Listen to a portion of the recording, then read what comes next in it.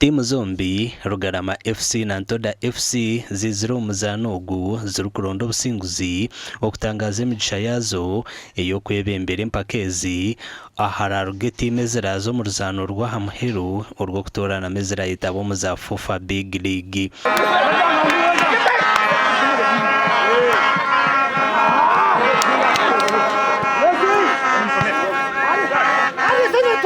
Aba batunjire emigisha yo kuteba gora y'obusinguzi bitu baremerwe kugikozesa.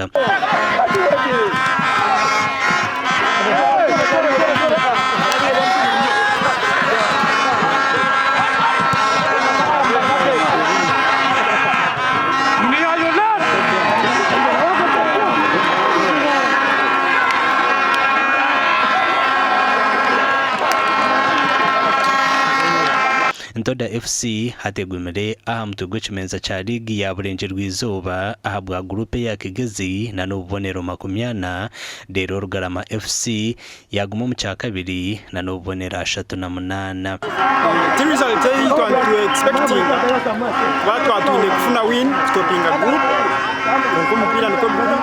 no basakuruzinga no basakuruzinga no basakuwini asaidia NTODA FC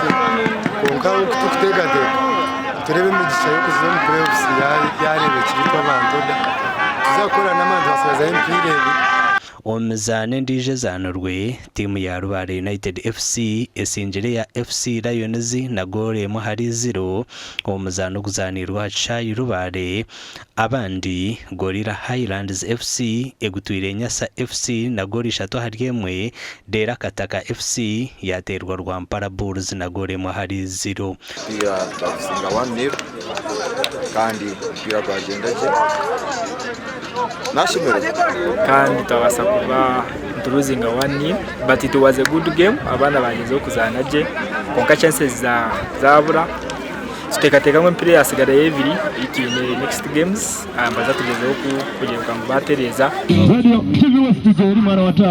Omakura gandi timu y'ompira gw'ebigere ya Nyakijojo Secondary School esinjire timu ya Bishop Stuart University na goli 2 hari 0 omuzano gw'omuka gwo guzanirwa chayi kabiro muri mitoma